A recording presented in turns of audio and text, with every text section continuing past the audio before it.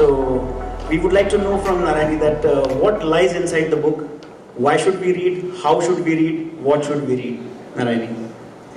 Thank you. Thank you first of all, sir, for your immensely kind compliments. Thank you so much. This has been 5 years in the making.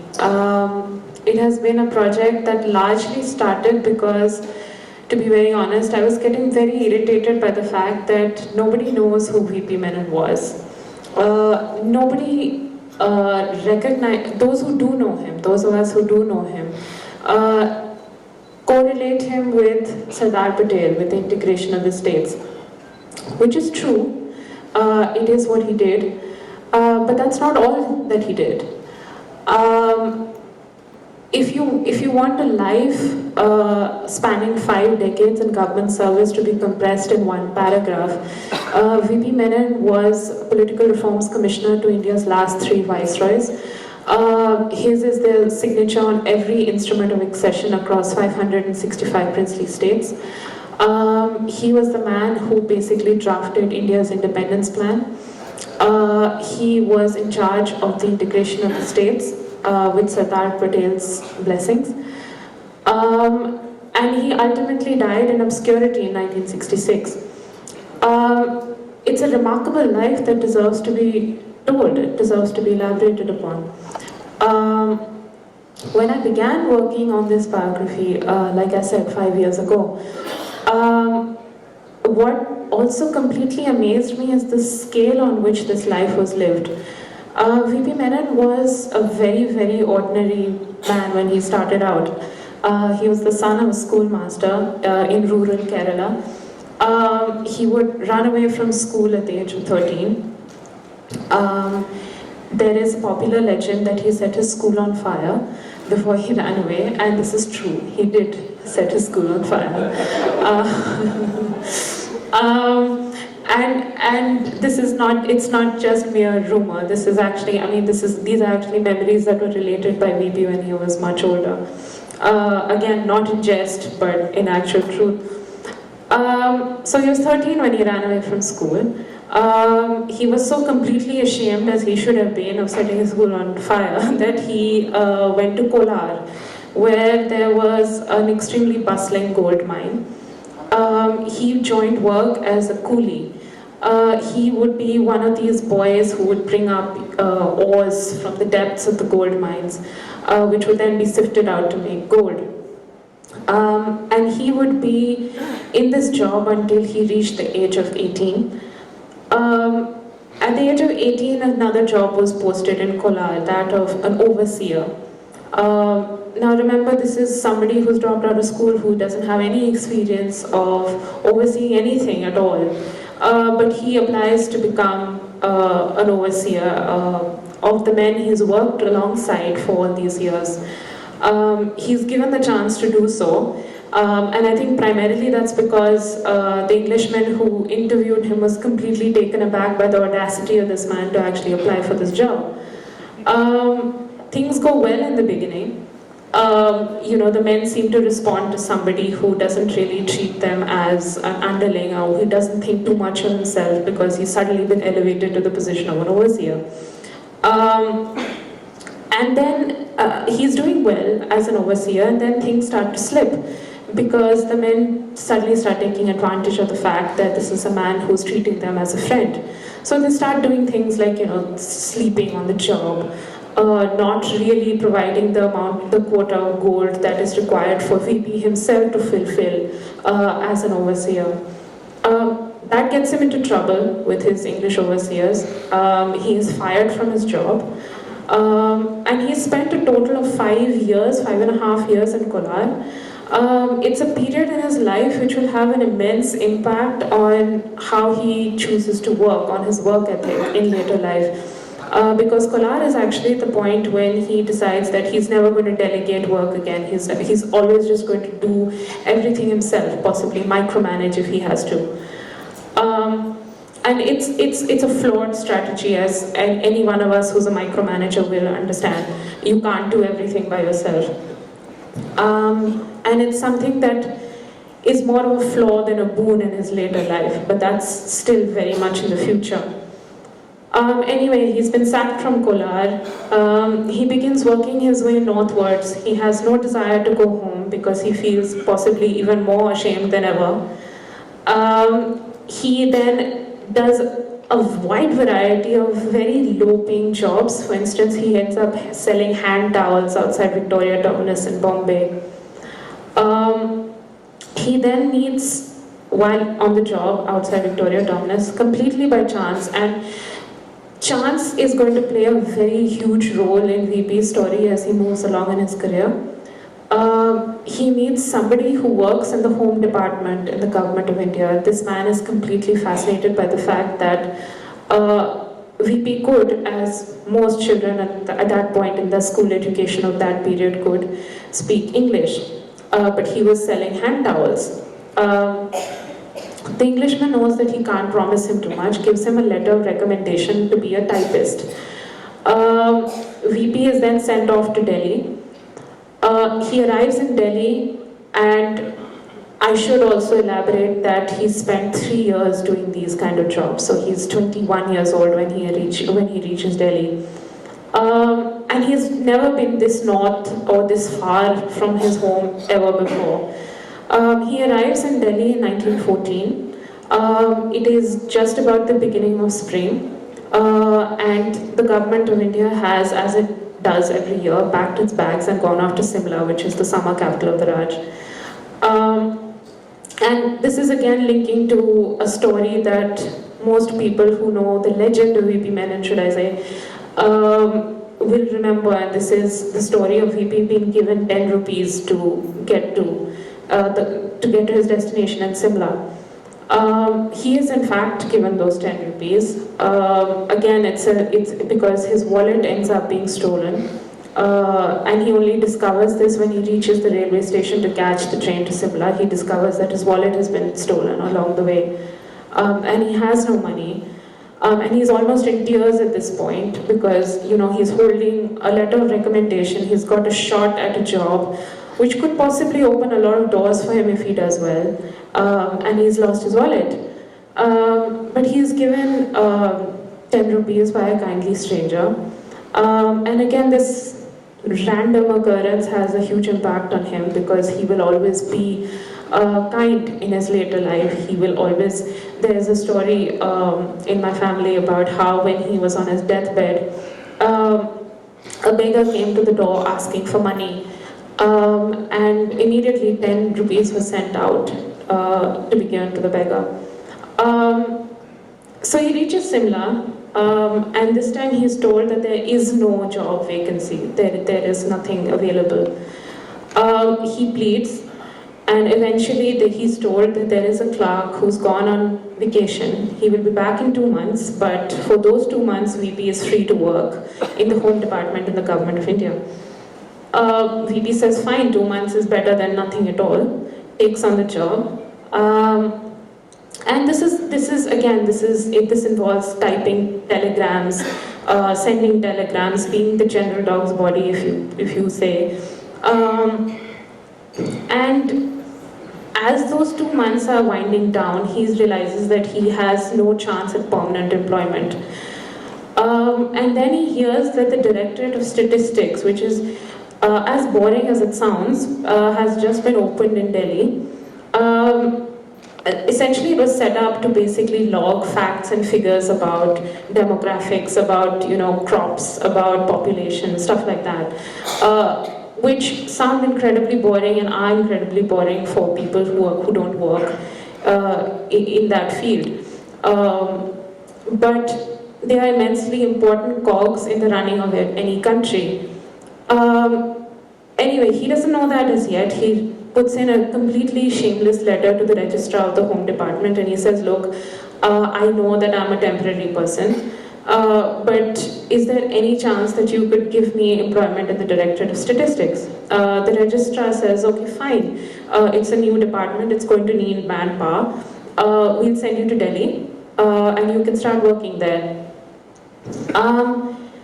And again, this is 1914. He's packing his bags to go to Delhi, and the First World War breaks out. Again, chance completely, because once the First World War breaks out, a lot of English officials are recalled back overseas to enlist, which opens up employment opportunities. Again, temporary, but very welcome to somebody like VP. So he's in the Directorate of Statistics. He'll spend some time there.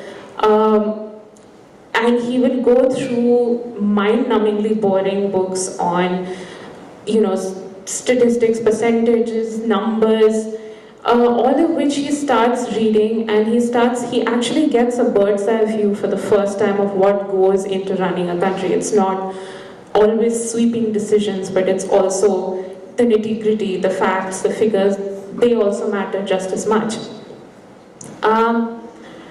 Again, what is important here is that this is a boy who's never sat for the civil services. He will never ever sit for the civil services. In fact, VP Menon will rise to the top of the government services in India without ever having sat for the civil services. He will go on by training himself entirely on the job, by adapting whatever knowledge that he's picking up along the way to whatever government post he's offered. And he never had any kind of formal matriculation exams or any kind of gazetted official standing. Anyway, this is now still in the middle of the First World War. In 1917, VP hears of Edwin Montagu, who has been elected Secretary of State for India in Britain. And in August 1917, Edwin Montagu makes an immensely important pronouncement. He basically says that at some stage, though that stage is not yet defined, India will have the right to look at self-governing institutions. VP is still in his early 20s. For him, at this point, working within the government service is not so much a cause of patriotism at the moment. It will be later on, but not at the moment. Right now, it's a question of survival because he has to stay in government service to earn some money, and it was about as practical as that. Edwin Montagu comes out to India. He is supposed to be in India to look at setting up the first constitutional reforms since the Morley-Minto reforms. And a team is required to assist him. VP Menon is drafted into that team, and that team will go from state to state, from province to province to collect information. He never forgot that time in his life because he was a typist at that point. He was still temporary. Remember, he's still temporary at this point. He has been in the Home Department now on a temporary basis for nearly 4 years. He will only be confirmed in his job in 1918. Once Montagu's gone back, once the actual wheels begin turning towards what will become the Montagu-Kempsford report. He is drafted into what will be the reforms branch in the 1920s, and he will never leave the reforms branch. He will always stay with the reforms branch. The reforms branch was essentially set up under the overall umbrella of the Home Department of the Government of India to basically start looking at on-the-ground implementation of constitutional progress. And he enters this branch in 1922, and he will stay with this branch, like I said, till the end of his career. And it's actually in the reforms branch that he begins meeting personalities for the first time who have just been amazing luminaries to him. For instance, in 1925, when the Alexander Muddiman Committee is set up to actually assess how far the Government of India Act 1919 is working, VP meets Jinnah for the first time. And this is not the Jinnah who would be associated with Pakistan in the late 1940s. This was an immensely affable, immensely approachable man.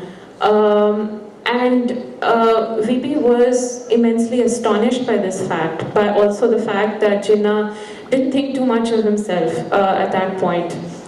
He was very brilliant and he was capable of destroying anybody he liked on the floor of the house. But he still had it within him to notice somebody who is a clerk, who is a typist. In fact, I have let his voice do most of the talking in this biography. And it's his own memories that are basically coming to the fore right now. You know, he remembers long lunches with Jinnah. He remembers how Jinnah singled him out in a room of huge political luminaries like Tej Bahadur Sabru. And he walks up to VP quite casually and says, "Look, have you had lunch?" And VP says, "No." So Jinnah says, "Well, let's go and have lunch." And they go off for lunch together.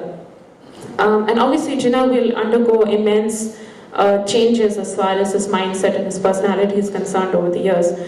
But this is a point when VP is actually suddenly exposed to this kind of life that he'd never dreamed of this life, actually speaking, and now here he was having lunch with Jinnah.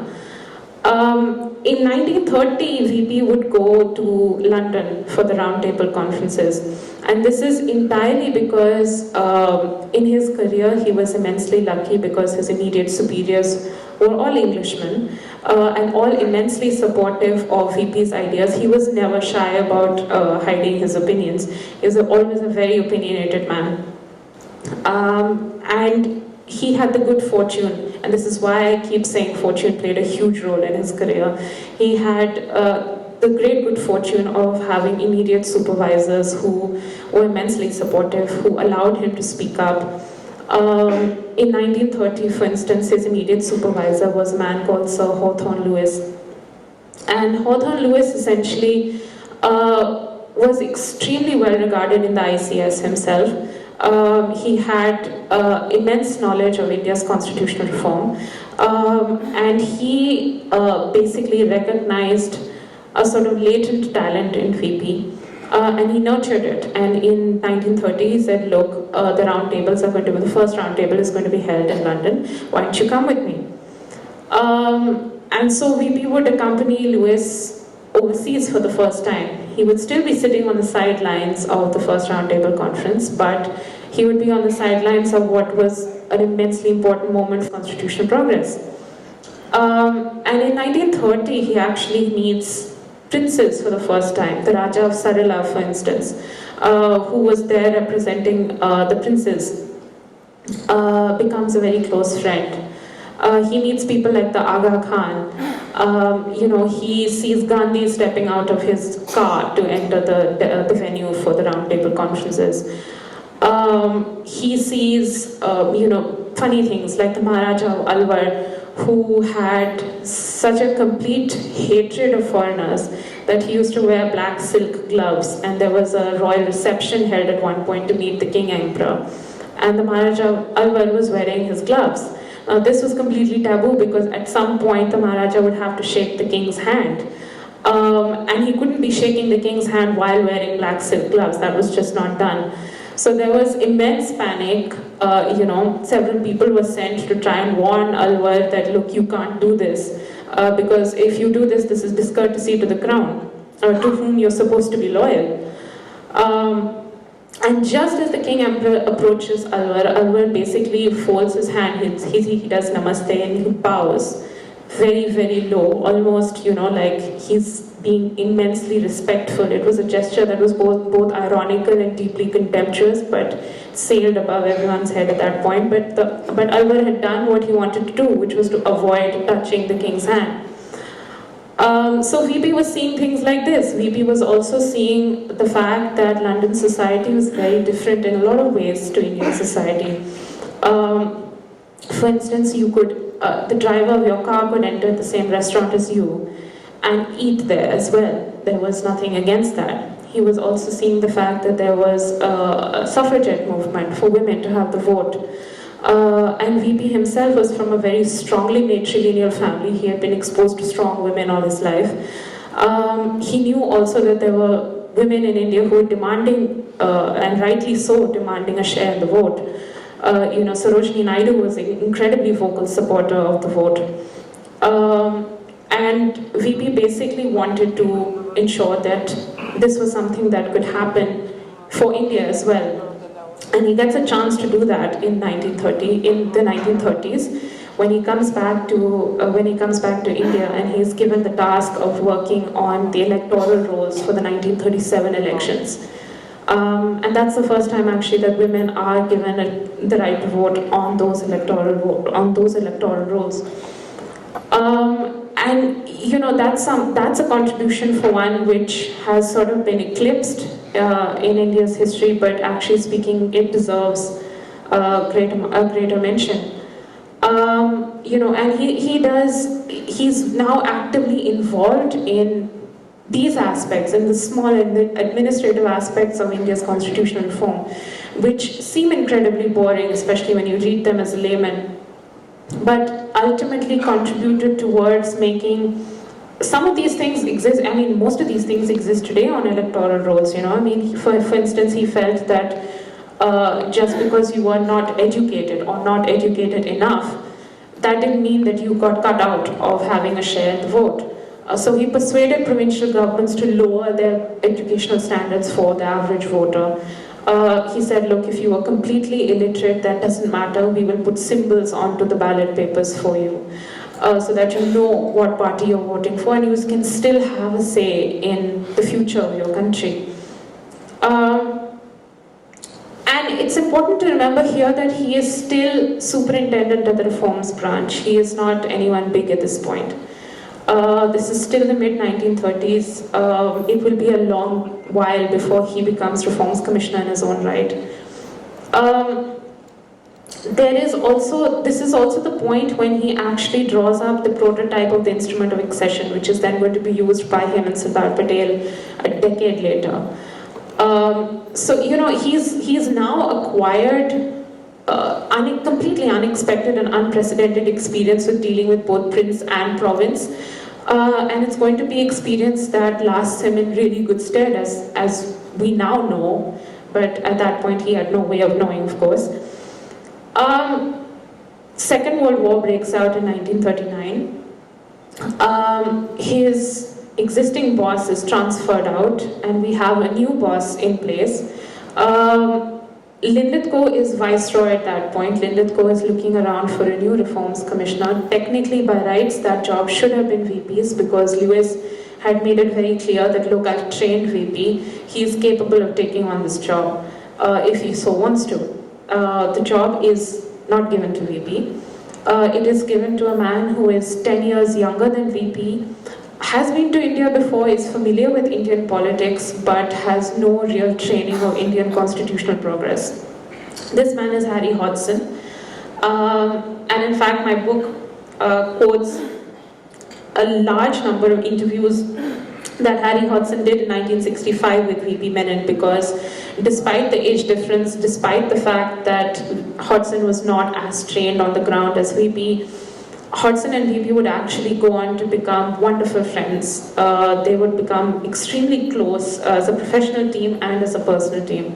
And it would be a friendship that lasts beyond either of their years in government service. When Harry Hodgson basically comes out, Linlithgow tells him, look, I will need you to travel across India, and I will need you to acquaint yourself with training on the ground. So Harry Hodgson is away traveling. The office is then left in charge of his deputy VP. And it is at this point, this is 1941, I should specify, we're in the middle of the Second World War. It is at this point that VP actually goes to Linlithgow and says, look, we've been discussing the idea of self-governance for a long time now.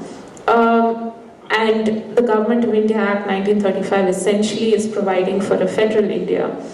And one of the conditions of federation is that the princes will enter the Constituent Assembly.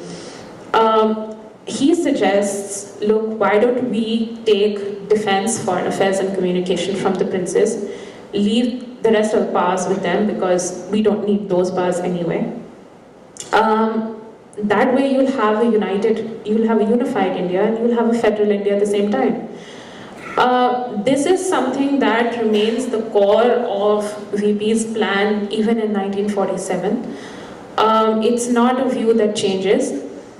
And to me, it was a view of remarkable political foresight. Like I said, remember, this was 1941, we're still in the middle of the Second World War.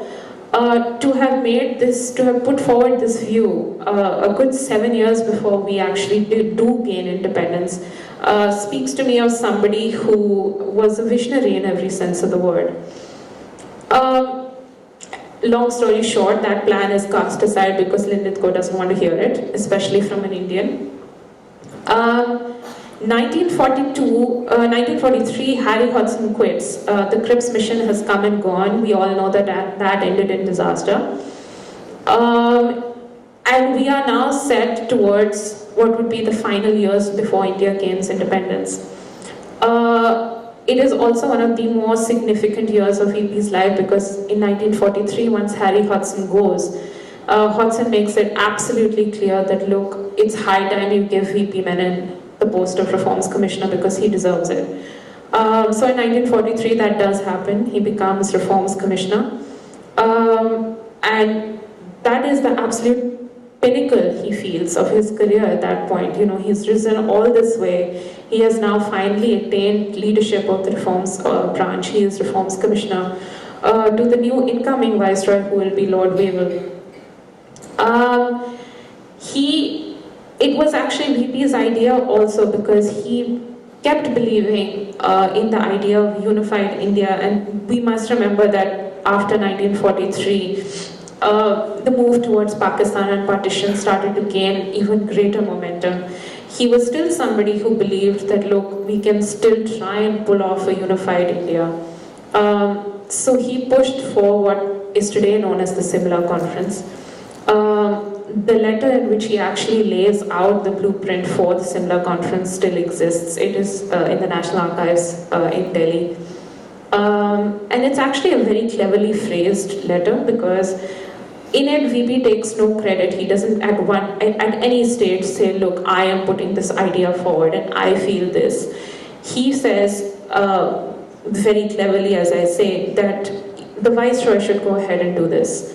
It would be wonderful if the Viceroy could get all political stakeholders across all parties, Congress, the League, the Sikhs, all at one table to try and sort out their differences and try and attain a coalition for an interim government moving forward. And he says if the Viceroy can pull that off, it would be wonderful for a unified India. Then we don't have to consider Pakistan or partition. We all know how the Simla Conference went, and we all know how it ended. We also see a period of sort of professional eclipse coming into play here because Wavell is not the easiest man to get on with. He is reticent, he is shy, and VP is the exact opposite. He's opinionated, he's brash, he's not afraid to hide his opinions. So there is slight friction between Wavell and VP. It is only towards the end of Wavell's time in India when he is absolutely defeated by the scale of political personalities that he's meeting that he actually lets VP into his sort of inner political sanctum sanctorum, so to speak. It is also in 1946, in the autumn of 1946, that VP meets Sardar Patel, and that's going to be another relationship that changes VP's life, both professionally and personally. Sardar Patel, again, extremely different as personality, also very reticent, also very taciturn, but famous for being very swift in his judgments, very cool-headed, very practical. VP likes the sound of that as much as Sardar Patel likes the sound of VP. Because by this point, VP's reputation has sort of ballooned beyond all proportion. So Sardar Patel has heard of VP. Sardar Patel, in fact, meets VP, as I said, in October of 1946. And within a few months, VP is being referred to as Patel's right hand. And it's another testament as to the fact that he was not just Patel's right hand after transfer of power and during the integration of the states, but actually that's a relationship that started in 1946. The beginning of 1947, we see Wavell being sacked. Clement Attlee on the 20th of February 1947 finally says that India is going to be an independent country. And Lord Mountbatten is going to be out in March in 1947 to take over as India's last viceroy. VP's his relationship with Mountbatten is not going to be simple. Mountbatten is somebody who loves the limelight. Mountbatten is somebody who loves to take credit. Mountbatten is somebody who loves to feel as if he is the kingpin of every plan that's in motion. He is also coming out to India with a hand-picked core of entirely British officials, and he feels that independence can be achieved, possibly by June 1948. The date for the actual transfer of power would come much later, but at the moment we're looking at 1948. We're also looking at a point when VP is sidelined completely by Mountbatten. And this is a point of initially great bitterness for VP because, as he rightly feels, he's been Reforms Commissioner, he's been through this for years now. This is not the time to start sidelining India's Reforms Commissioner. It is actually only in the summer of 1947 that we see Mountbatten admitting VP into his inner core, which is why in every book on the transfer of power you see VP Menon making an appearance around this time. And he makes a cameo appearance in every book, and then as abruptly as he enters, he leaves. Because it is now in the June of 1947 that he puts forward what will become known as variously the June 3rd plan or the Mountbatten plan, but is actually the Menon plan. And it is, again, it is based on a plan that he put forward in 1941. And essentially that plan is given to the political stakeholders of the country. It is that plan that gets accepted. And he is then put in charge of drafting the Indian Independence Bill, which is basically the last legal step before India's transfer of power becomes legally accepted. It is also in June 1947 that Sardar Patel calls him and says, look, we're looking at forming a Ministry of States. We need the princely states to come on board a unified dominion of India, even though partition is now a reality. And we need someone who can help me do this. And I'd like you to be on board with this. And VP Menon by this point is thoroughly exhausted. He hasn't taken a break in years. He essentially wanted to be shifted out to be the governor of a province, which he felt was the next step in his career. But Sardar Patel is insistent. He says, look, I don't want anyone else as my secretary, I want you. So essentially VP Menon is set to become Secretary of States, which he does assume on 5th July 1947. And then the process of integration and accession is the next step and the pinnacle of his career. It is a scale that obviously one biography cannot cover 565 states, but certainly it's a process that will merit both controversy later and much excitement, because I mean we have anecdotes that have gone down in history, like the Maharaja of Jodhpur, who very famously brandished a pistol in VP's face and threatened not to sign the instrument of accession. I'm being deliberately brief here because my time is up. So post 1948-49. Sardar Patel starts falling ill. Most of the decisions for the integration of the states is already being given to VP. Basically, the plan here is that VP will formulate what is to be done with regard to a particular state or a particular ruler, take the plan to Sardar, have it being given the green light, and then go and basically see it through. There was not a prince across this country who didn't recognize the fact that the actual power behind the scenes lay with Sardar Patel and VP Menon. So today when we talk about Sardar Patel and the integration of the states, the share of credit should equally be VP's as much as it is Sardar Patel's. In 1951, when the Ministry of States is being wound up, VP Menon is given acting governorship of Odisha. He will hold that post for 6 months before he joins as a sort of rubber stamp figure on India's first financial commission. Again, very briefly. And then he will just slide into political and professional obscurity, which is an astonishingly swift downslide from for a story that has had a meteoric rise so far. And he essentially lived out the last of his years in his retirement home in Bangalore. He would become one of the founding fathers of the Swatantra Party, which was a party that stood in absolute and principled opposition to Congress economic socialist policies. It basically advocated a kind of free market economic policy. He did not enter into active politics. He was asked this question many times, do you want to join active politics after you've helped to shape modern India? And his answer was always, no, I don't think I want to do that. Privately, he always felt that if he stood for politics, he would do so as an independent.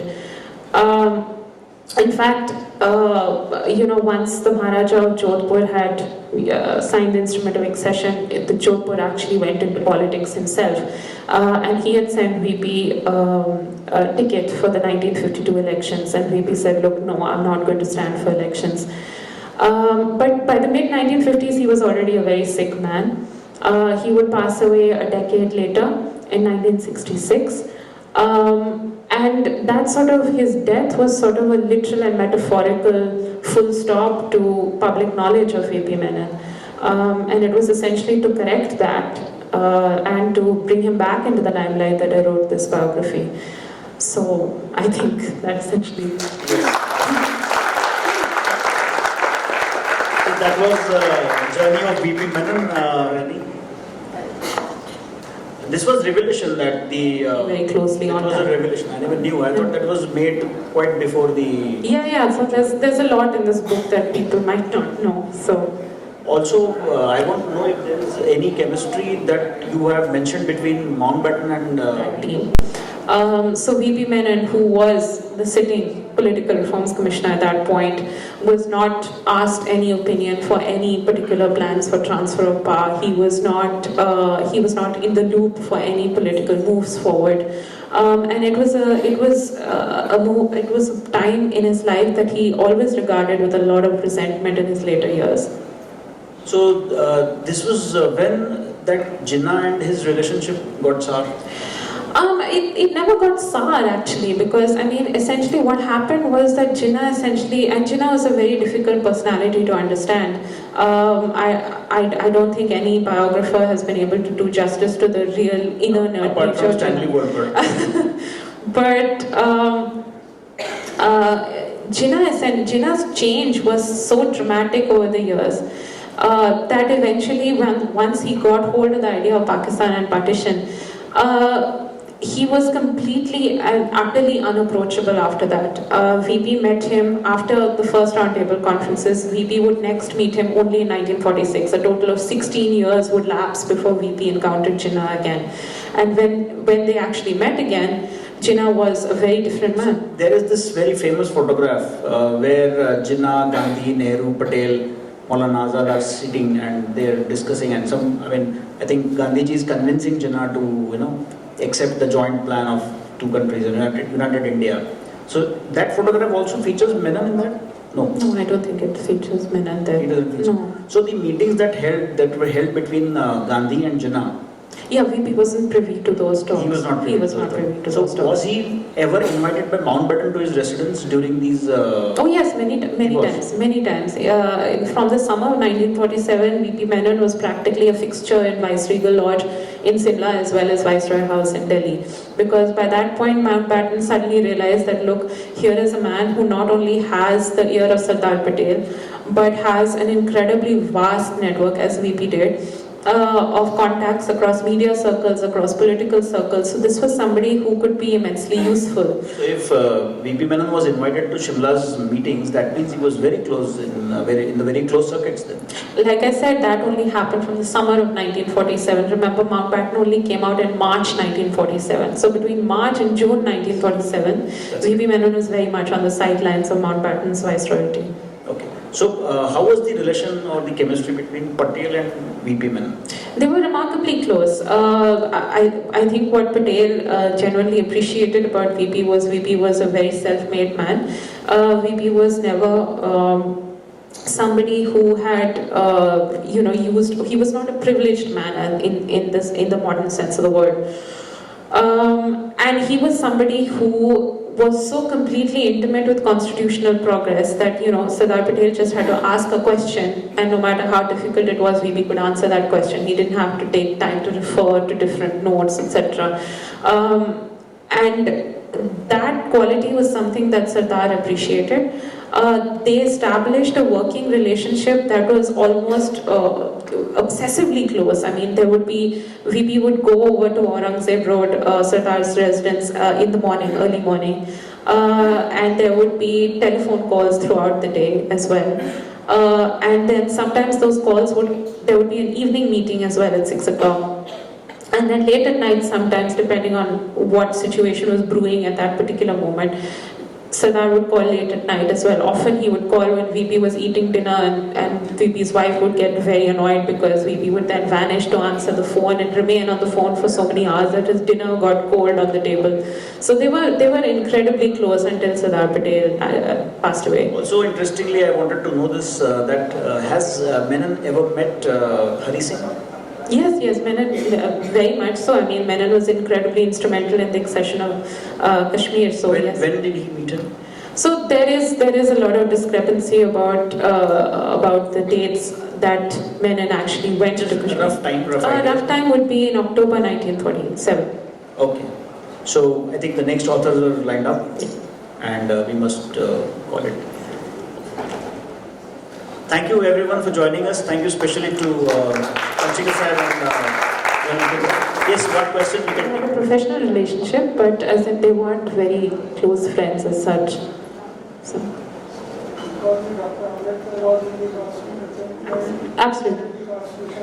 Absolutely, but professional entirely. Thank you, Narayani. Thank you so much. Thank you so much for this informative session. On behalf of VLF, we wish to gift you with a book and token of our appreciation for sparing your valuable time with us by our Vidarbh author, Mrs. Saroj Vyas. May I please request Mrs. Saroj Vyas to please present Ms. Narayani Basu with the gift bag.